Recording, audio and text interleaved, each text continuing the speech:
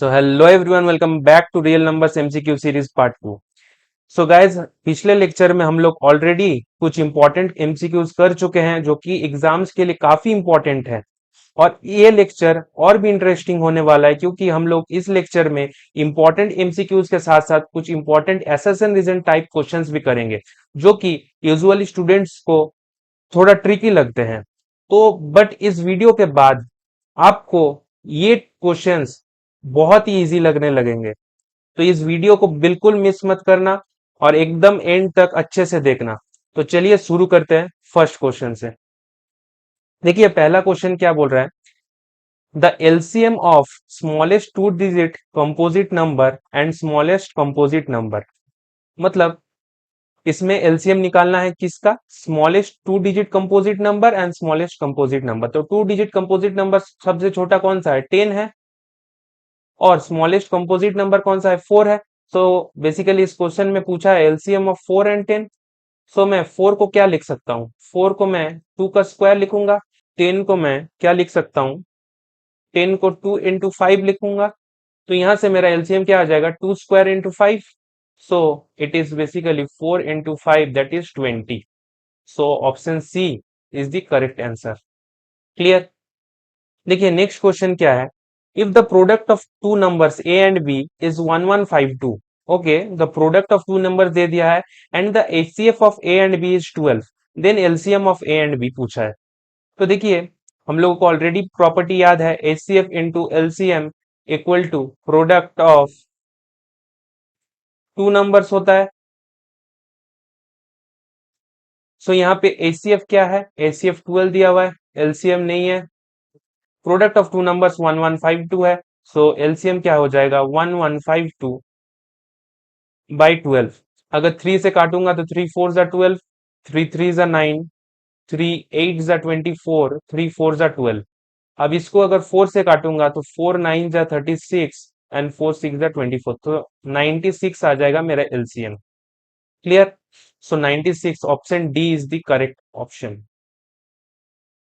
ठीक है। देखिए नेक्स्ट क्वेश्चन क्या बोला है, greatest number that will divide 378 504 and 630। तो ग्रेटेस्ट नंबर मतलब जीसीडी या फिर एचसीएफ निकालने बोला है, किसका, 378 का, 504 का एंड 630 का। सो मैं 378 को क्या लिख सकता हूं, प्राइम फैक्टराइजेशन करके 2 इंटू 3 का क्यूब इंटू 7 के पावर 1। सिमिलरली 504 को प्राइम फैक्टराइजेशन करेंगे तो क्या लिखेंगे, 2 का क्यूब इंटू 3 का स्क्वायर इंटू 7 का पावर 1। एंड 630 को क्या लिख सकते हैं, 630 को लिखेंगे 2 इंटू 3 का स्क्वायर इंटू 5 इंटू 7। सो यहां से मेरा एचसीएफ क्या आ जाएगा, एचसीएफ क्या आ जाएगा 2 इंटू 3 का स्क्वायर इंटू 7। सो इसको मैं क्या लिख सकता हूँ, 2 into 9 into 7 that is equal to, मैं इसको लिख सकता हूँ 63 इंटू 2 लिख सकता हूँ। सो 63 इंटू 3 मतलब मेरा option D, D for Delhi, is the correct option. Clear, समझ आया। देखिए नेक्स्ट क्वेश्चन चलते हैं। नेक्स्ट क्वेश्चन में क्या बोला है, the product of two numbers is 1600 and their HCF is 5, the LCM of the numbers is. देखिए बार बार ऐसे टाइप ऑफ क्वेश्चंस रिपीट हो रहे हैं, तो ये समझ जाइएगा कि ऐसे टाइप ऑफ क्वेश्चंस एग्जाम्स के लिए बहुत ही रेलिवेंट है और इंपॉर्टेंट है। और एग्जाम सीबीएसई ने बार बार पूछा भी है ऐसे टाइप ऑफ क्वेश्चंस।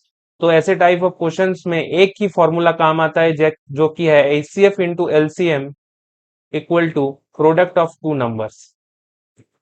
इसको अच्छे से एकदम याद कर लीजिएगा कि HCF into LCM equal to product of two numbers. और ये दो ही नंबर के लिए सिर्फ वैलिड होता है, 3 या 4 नंबर के लिए ये प्रॉपर्टी कभी नहीं वैलिड होगा। ठीक है। तो देखिए एचसीएफ क्या है, एचसीएफ दे दिया है 5, एलसीएम निकालने बोला है and the product of two numbers is 1600। So यहां से मेरा एलसीएम क्या आ जाएगा, 1600 by 5 that is equal to, देखिए 5 से अगर काटेंगे 1600 को तो 5 3 जा 15 एंड 5 2 जा 10 एंड 0 320 आ जाएगा। ऑप्शन सी हो जाएगा करेक्ट। ठीक है, एलसीएम क्या आ जा रहा है 320। क्लियर। देखिए नेक्स्ट क्वेश्चन में मूव ऑन करते हैं। देखिए the decimal expansion of the rational 37 by 2 square into 5 will terminate after. अच्छा देखिए, इस क्वेश्चन के थ्रू एक बहुत इंपॉर्टेंट कॉन्सेप्ट सीख सकते हैं हम लोग। जब भी ऐसा क्वेश्चन आए कि कितना डेसिमल, जब भी ऐसा टाइप ऑफ क्वेश्चंस आए कि कितना डेसिमल प्लेस पे टर्मिनेट करेगा, तो इस टाइप ऑफ क्वेश्चंस में कैसे करना होता है, देखिए 37/2 स्क्वायर इंटू 5 है। सो यहाँ पे बेसिकली मेरे को डिनोमिनेटर में देखना होगा। डिनोमिनेटर में अगर 2 का और 5 का पावर इक्वल बनाना होगा। ठीक है, देखिए इसमें जैसे 37/2 का स्क्वायर इंटू 5 है, तो 2 का स्क्वायर है तो 5 का भी मेरे को स्क्वायर बनाना पड़ेगा, क्योंकि मेरे को हमेशा डिनोमिनेटर में 10 का ही पावर चाहिए। तो 10 का पावर बनाने के लिए मेरे को 2 और 5 का सेम पावर होना जरूरी है। तो मैं यहाँ पे क्या करूंगा, 37/2 स्क्वायर इंटू 5 है, तो यहाँ पे 5 का स्क्वायर बनाने के लिए एक 5 मल्टीप्लाई करना पड़ेगा। तो अगर नीचे मल्टीप्लाई किए तो ऊपर भी मल्टीप्लाई करना पड़ेगा। तो ऊपर में क्या आ जाएगा, 5 7 35, और यहाँ पे 185 हो जाएगा। और 2 स्क्वायर इंटू 5 स्क्वायर। सो ये क्या हो जाएगा, 185/10 का स्क्वायर लिख सकते हैं। अगर 10 का स्क्वायर हुआ मतलब 1.85 हो जाएगा। क्लियर। सो कितना डेसिमल प्लेस के बाद टर्मिनेट हो रहा है, ये 2 डेसिमल प्लेस हो जाएगा। ठीक है, क्लियर। अब देखिए, एक शॉर्ट ट्रिक या फिर एक कॉन्सेप्ट के हिसाब से इसको याद कर सकते हैं। अब देखिए, इसको एज ए शॉर्ट ट्रिक याद कर सकते हैं कि कोई भी अगर रैशनल नंबर सिंपलेस्ट फॉर्म में दिया हुआ है, कोई भी अगर रैशनल नंबर सिंपलेस्ट फॉर्म में दिया हुआ है, मैं लिख देता हूं, a rational number in its simplest form terminates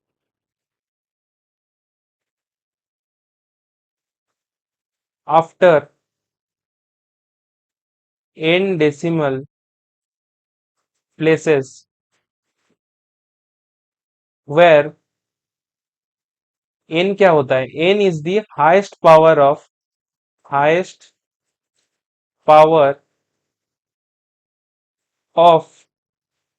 2 और 5 in the denominator.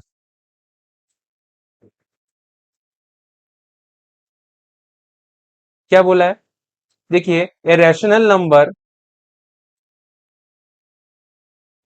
Number in its simplest form terminates after n decimal places. कितने डेसिमल प्लेसेस के बाद करेगा, n डेसिमल प्लेसेस, जहां पे n क्या होता है, हाईएस्ट पावर ऑफ 2 और 5 इन डिनोमिनेटर। 2 और 5 का जो हाईएस्ट पावर रहेगा, जैसे यहाँ पे क्या है 2 है, तो ये 2 डेसिमल प्लेस के बाद ये टर्मिनेट हो जाएगा। ठीक है, ये याद रखिएगा, इंपॉर्टेंट कॉन्सेप्ट है, इसको एज ए ट्रिक भी याद कर सकते हैं, क्योंकि इस टाइप ऑफ क्वेश्चन में फिर डायरेक्ट आप लोग आंसर मार्क कर पाएंगे। ठीक है, तो चलिए देखते हैं नेक्स्ट क्वेश्चन। नेक्स्ट क्वेश्चन क्या बोला है, 1/√2 इज अ, तो 1/√2 क्या होगा, 1/√2 क्या है, इरेशनल नंबर, क्योंकि इसको अगर रैशनलाइज भी करेंगे तो ऊपर क्या हो जाएगा, √2, और नीचे 2 आ जाएगा। सो ये क्या हो गया, ये रैशनल इरेशनल नंबर है। सो 1/√2 इज एन इरेशनल नंबर। चलिए देखते हैं नेक्स्ट क्वेश्चन। नेक्स्ट क्वेश्चन क्या बोला है, which of the following rational numbers is expressible as a terminating decimal. So देखिए, टर्मिनेटिंग डेसिमल में एक्सप्रेस करने के लिए एक इंपॉर्टेंट कॉन्सेप्ट है कि डिनोमिनेटर में हमेशा only prime factors only prime factors 2 and 5 होना चाहिए, या फिर 2 और 5 होना चाहिए। मतलब या तो 2 का प्राइम फैक्टर या तो सिर्फ 2 का रहेगा, या सिर्फ 5 का रहेगा, या फिर 2 और 5 का ही रहेगा। ठीक है, कोई और प्राइम फैक्टर प्रेजेंट नहीं होना चाहिए डिनोमिनेटर में। देखिए 165 का, अगर हम लोग 165 का प्राइम फैक्टराइजेशन करेंगे तो क्या आ जाएगा, 3 × 5 × 11 आ जाएगा। सो यहाँ पे 11 भी प्रेजेंट है, 3 भी प्रेजेंट है, तो ये नहीं होगा। क्लियर। सिमिलरली अगर 30 का करेंगे तो 30 में क्या आ जाएगा, 2 × 3 × 5 आ जाएगा। सो मेरा 2 और 5 के अलावा और भी प्राइम फैक्टर है, तो नहीं होगा। अगर 625 को करेंगे तो 625 को क्या लिख सकते हैं, 5 के पावर 4 हो जाएगा। सो 5 का पावर सिर्फ 5 का ही पावर है, तो ये होगा। ठीक है, 462, देखिए 462 को क्या लिखेंगे, अगर प्राइम फैक्टराइजेशन करेंगे तो 2 × 3 × 7 × 11, तो इसमें टू और फाइव के अलावा और भी प्राइम फैक्टर्स है, मतलब नहीं होगा। ठीक है, तो मेरा ऑप्शन सी हो जाएगा कि कौन सा टर्मिनेटिंग डेसिमल है, 2027/625 is the correct option. Clear, समझ आया कि इसमें सिर्फ चेक करना है टर्मिनेटिंग डेसिमल के लिए डिनोमिनेटर में सिर्फ प्राइम फैक्टर्स टू या एंड फाइव होना चाहिए, या फिर सिर्फ टू एंड, या फिर सिर्फ टू और फाइव होना चाहिए। ठीक है, चलिए देखते हैं नेक्स्ट क्वेश्चन में। नेक्स्ट क्वेश्चन क्या बोला है, what is the list number that is divisible by all the numbers from 1 to 10 both inclusive. ये ऑलरेडी हम लोगों ने फर्स्ट वीडियो में पार्ट 1 में देख चुके हैं, कर चुके हैं ये क्वेश्चन, वो है 2520 होगा आंसर।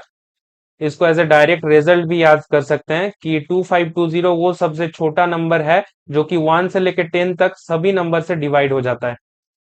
ठीक है, चलिए देखते हैं नेक्स्ट क्वेश्चन। देखिए आप यहां से assertion reason type question start हो रहे हैं।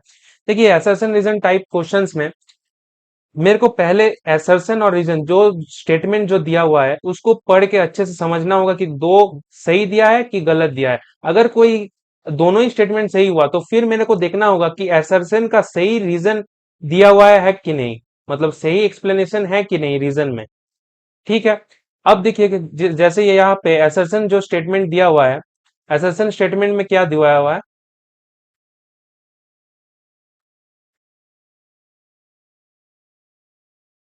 देखिए यहाँ पे असर्शन जो स्टेटमेंट है उसमें क्या दिया है, this HCF of two numbers is 16 and their product is 3072, then their LCM is equal to 192।